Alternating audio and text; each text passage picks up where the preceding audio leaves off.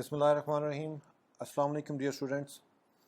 I welcome you to the actual first lecture of the Linux series.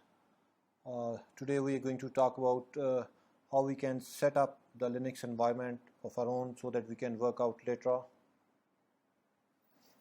So today we are going to talk about the setting up of our environment. Setting up Linux environment.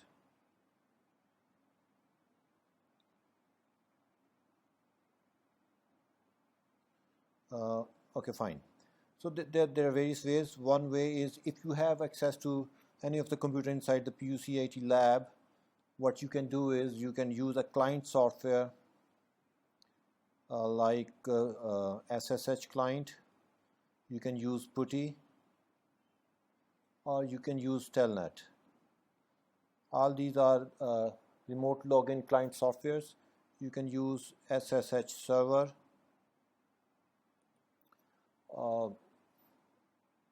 In PUCIT 172.16.0.21, this is the IP of the machine on which the secure shell server is running on Linux. But for that you need to have a account on the machine running the SSH server, and please contact the network administrator for the task. Gentlemen, you can always install some distribution of Linux on your machine. You can have a dual boot. Most of you are having Windows as the operating system on your machines. If you go with this option, you have to shut down one machine and then restart the other operating system. The third technique which we are going to discuss today is install Linux in a virtual environment.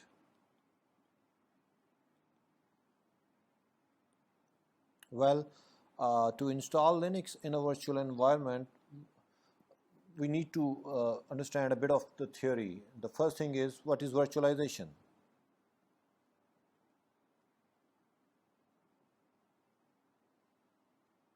Right, students, virtualization is a framework or it is a methodology of dividing the resources of computer into multiple execution environments. And there are a plethora of terms and techniques that you may come across under the umbrella of virtualization, like the para-virtualization, full virtualization, operating system level, application level, or workspace level virtualization. But the two most important you might have heard of are the virtual memory, first of all. You must have heard this term, virtual memory. Virtual memory is basically an abstraction that provides each process with the illusion that it has exclusive use of the entire main memory. And of course, in the later part of the class lecture, we will talk about the virtual memory. And some of you might have also heard of something like a virtual file system.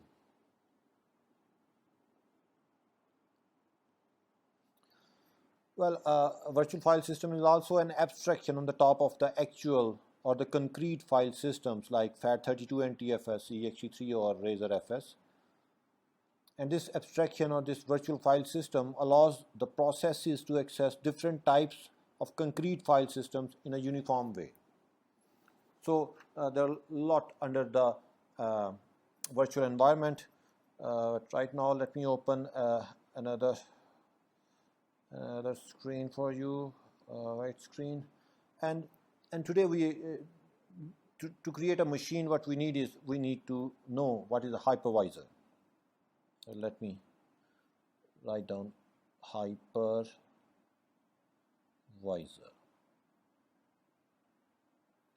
So what is a hypervisor? Let me draw a diagram and let you understand this scenario. Suppose you have your physical hardware.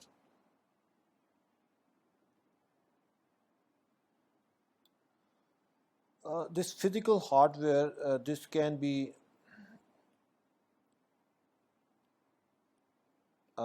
32 or 64-bit hardware. It can be x86 with the vendors like Intel or AMD. Most of us over here are having this x86 at the hardware, but you may find other hardwares like MIPS, Motorola, PowerPC, and Spark as well. On this physical hardware, gentlemen, you have installed an operating system. So you have an operating system over here. This operating system, from now on, we will, in the virtual environment, we will call it the host operating system. May it be some flavor of Microsoft Windows, or a Mac, or Linux, or maybe Solaris, or maybe something else. So this is the scenario which most of you must be having on your laptops.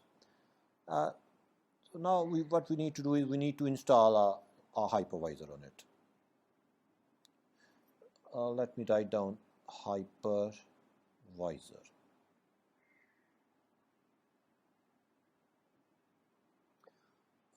What is a hypervisor?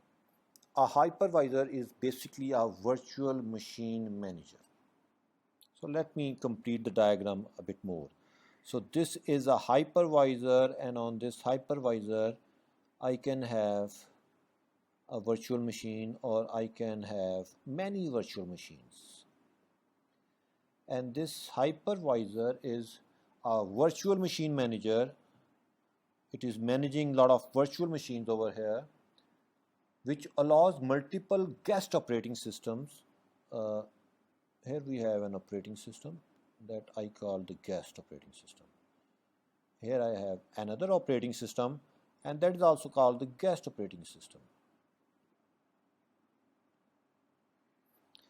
So a hypervisor is a virtual machine manager which allows multiple guest operating systems to run concurrently on a physical host computer. And as far as a virtual machine is concerned, a virtual machine is a software implementation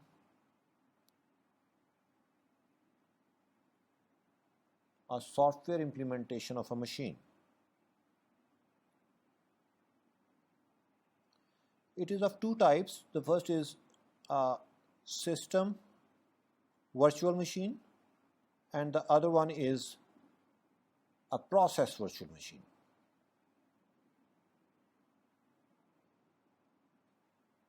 Okay. Fine. Let me talk about the system virtual machine first. Over here you see system virtual machines.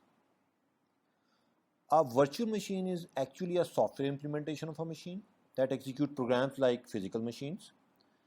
It is of two types, system virtual machine and process virtual machine. A system virtual machine provides a complete system platform that supports the execution of guest operating systems, while the process virtual machine acts as a normal application inside a host operating system and supports a single process. A process virtual machine is started when a process starts and is destroyed when a process exits. Some of you might have heard of the Java virtual machine. The Java virtual machine is also a process virtual machine.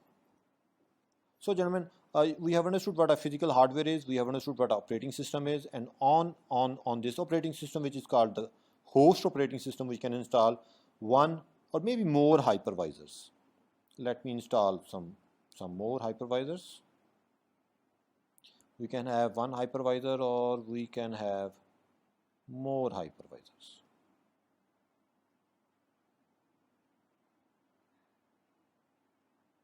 And on this hypervisor again, we can have multiple virtual machines. And on each virtual machine, I can have different guest operating systems. So let me summarize again, gentlemen. We have the physical hardware. Let me shade it out this time with this color. We have the physical hardware. We have the host operating system over here. On the host operating system, we can install hypervisors. A hypervisor is basically a virtual machine manager. Using a hypervisor, you can create multiple virtual machines, and on each virtual machine, you can have on each virtual machine, you can have an instance of an operating system. So this is the whole scenario which I just wanted to tell you before we start with the installation process of a hypervisor. And last but not the least, let me mention another important point to you all, that is, we have two types of hypervisors. One is type 1 hypervisor, that is known as the bare metal hypervisor, and the other is the type 2 hypervisor, which is the hosted hypervisor. And over here, we're talking about the example of a type 2 hypervisor. Let me open another screen. Can I?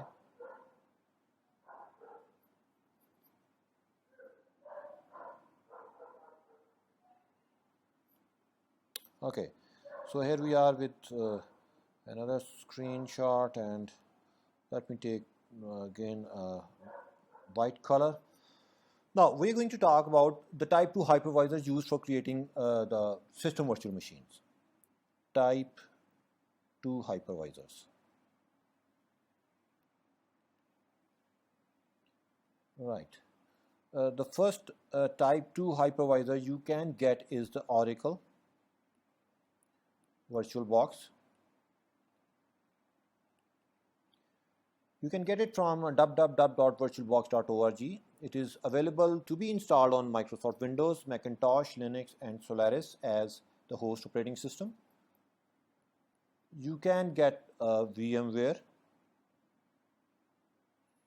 You can get VMware Fusion for Mac, VMware Workstation for Windows, and VMware Workstation for Linux. You can use Solaris Zone. Okay, this is not this.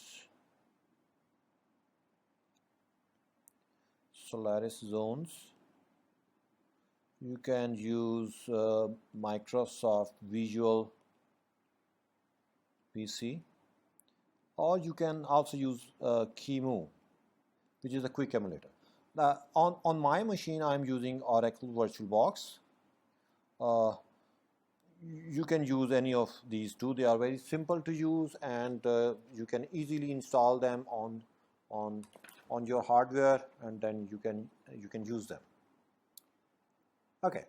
So once again, let me done this, and let me revise this a little bit.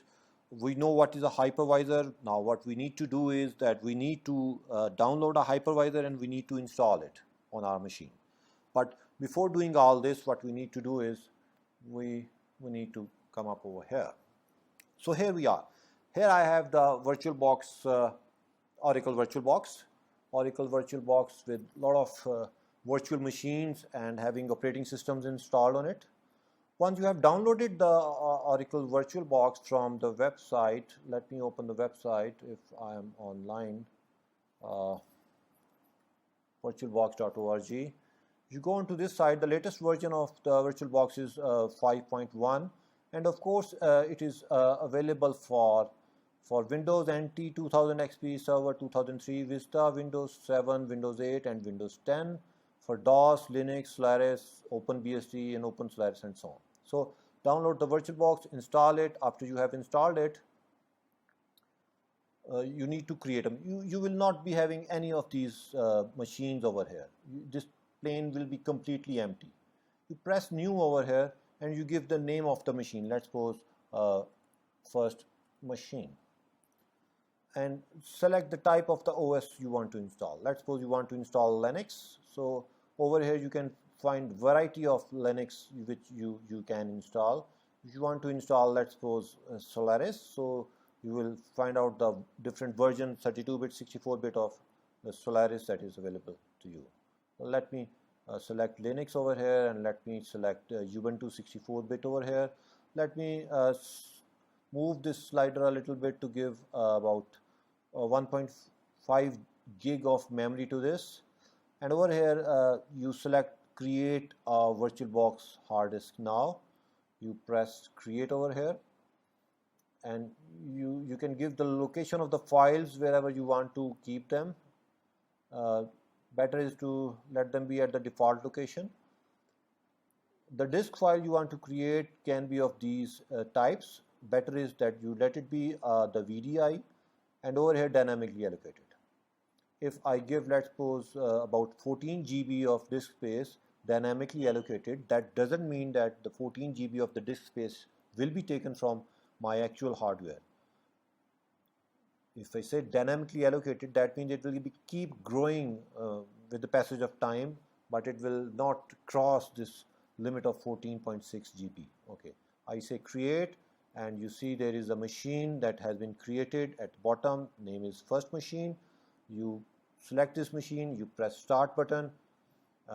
Now it will ask you the location of the ISO file which you want to install.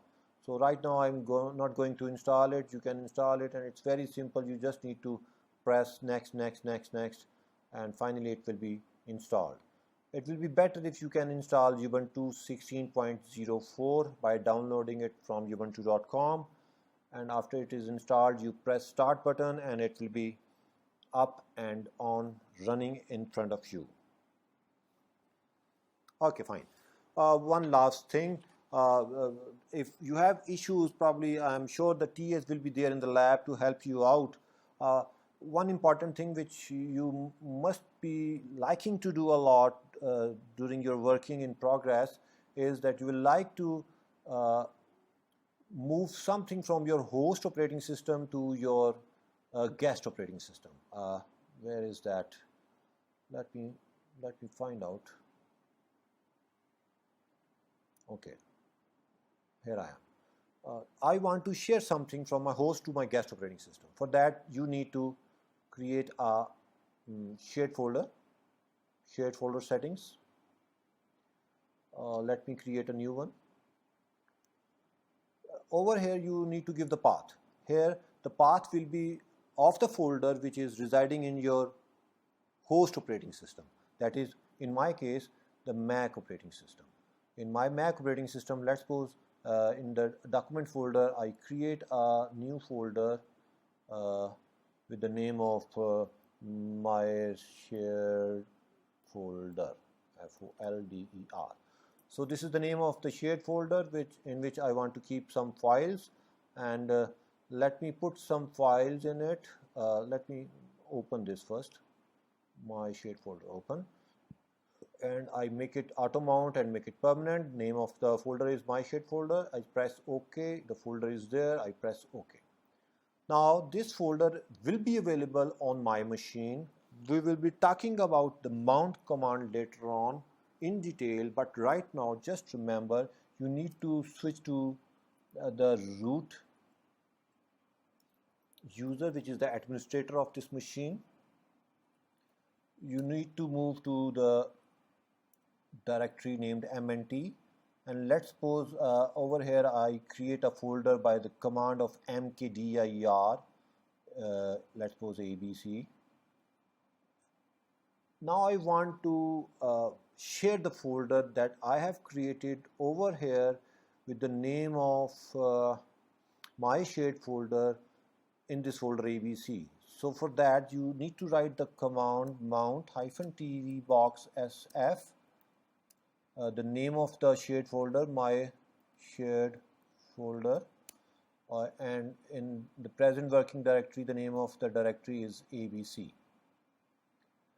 Okay, so forget about what this command is saying right now. It will be difficult for me to let you know, but just do it and then cd change directory to the folder ABC. So this is the folder ABC on my Linux machine, and this is the folder, let's suppose over here, my shared folder. This is a shared folder over here, and I copy a file from here, let's suppose nesum.pdf. I copy this file from here and I paste it over here. I have placed a file inside my Mac OS in this shared folder, and you can see that file will be available to me over here, nestum.pdf. If I create a file inside my Linux operating system named arif.txt, let me put some data in it. Echo learning Linux is fun with Arif.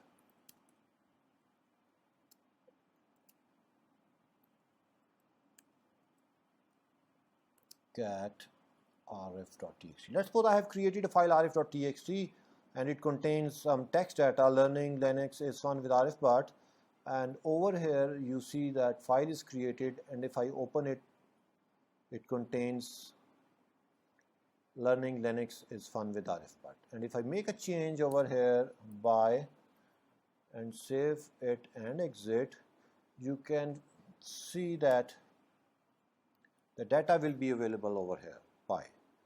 So that is all, dear students. I hope it was fun learning setting up of the environment, and hopefully next time we will start doing the commands, which will be again a fun, and I'm sure that next time, before going through with the next lecture, you must have installed Linux in the virtual environment on your laptops so that you can work properly. I hope it was informative. I wish you all the best. Allah Hafiz.